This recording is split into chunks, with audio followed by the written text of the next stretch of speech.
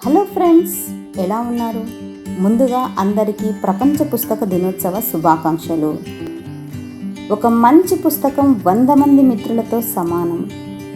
పుస్తకం మనిషికి ఒంటరితనంలో ఉంటే స్నేహితుడిలా అక్కున చేర్చుకుంటుంది.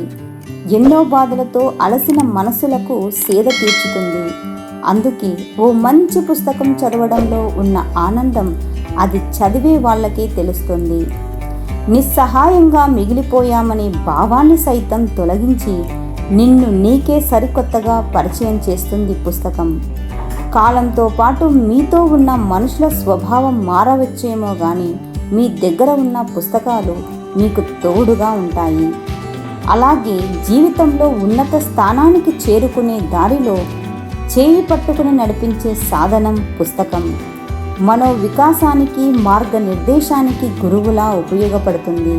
అందుకే పుస్తకం అనితరమైన ఆయుధంగా, నేస్తంగా, సమస్తంగా అన్ని తరాల వారిని అలరిస్తుంది. ఏప్రిల్ 23 ప్రపంచ పుస్తక దినోత్సవం. పుస్తక దినోత్సవం ఈ రోజుని ఎందుకు జరుపుకుంటారు? దీని వెనక కారణం ఏమైనా ఉందా? ఎస్, ఉంది. 17వ శతాబ్దం నాటి యూరప్లో ఈ రోజును సెయింట్ జార్జ్ డేగా పాటించేవారు. స్పెయిన్లో ఇదే రోజున ప్రతి పుస్తక కొనుగోలుపై ఒక గులాబీని బహుమతిగా ఇస్తారు. షేక్స్పియర్ వంటి ఎంతోమంది ప్రఖ్యాత రచయితలు 1616 సంవత్సరంలో ఇదే రోజున మరణించారు. అంతేకాదు, జోసెఫ్ ప్లా, వాల్డిమర్, చాలా మంది ప్రపంచ ప్రఖ్యాత రచయితలు ఇదే రోజున మరణించడమో జన్మించడమో కూడా ఈ పుస్తక దినోత్సవం చేసుకోవడానికి ఒక కారణం. అయితే ప్రపంచవ్యాప్తంగా వేరువేరు తేదీలలో పుస్తక మహోత్సవాలు నిర్వహించిన ఇన్ని ప్రత్యేకతలున్న ఏప్రిల్ 23వ తేదీన ప్రపంచ పుస్తక దినోత్సవం పాటించాలని 1955లో యునెస్కో ప్రకటించింది. అంతేకాదు, ప్రపంచ పుస్తక కాపీ హక్కుల దినంగా జరపాలని రచయితలు, ప్రచురణకర్తలు, పాఠకులు కోరారు. దీంతో పాటుగా ఉపాధ్యాయులను ఈ రోజున గౌరవించాలని సూచించారు. అలాగే ఏటా ప్రపంచంలోని ఒక ప్రముఖ నగరాన్ని ప్రపంచ పుస్తక రాజధానిగా ప్రకటిస్తూ వస్తుంది.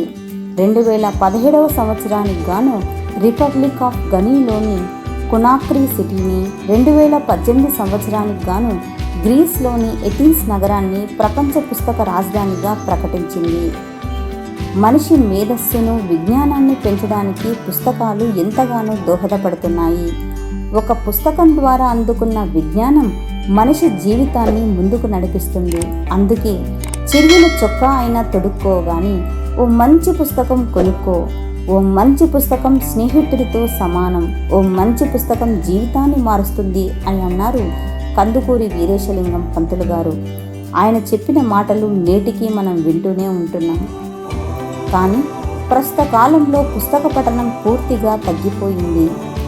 ఏదైనా పుస్తకం చదవాలనిపిస్తే ఆన్లైన్లో చదువుతున్నారు.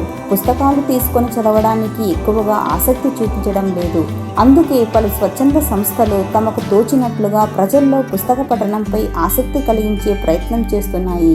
అలాగే లైబ్రరీలకు వచ్చే వారి సంఖ్య తగ్గి పుస్తకాలయాలు ఒంటరిగా మిగిలిపోతున్నాయి. పుస్తక పఠనంతో ఆరోగ్య లాభాలు కూడా ఉన్నాయి. మేధస్సు పెంచడమే కాకుండా అనవసర ఆలోచనలను నియంత్రిస్తాయి.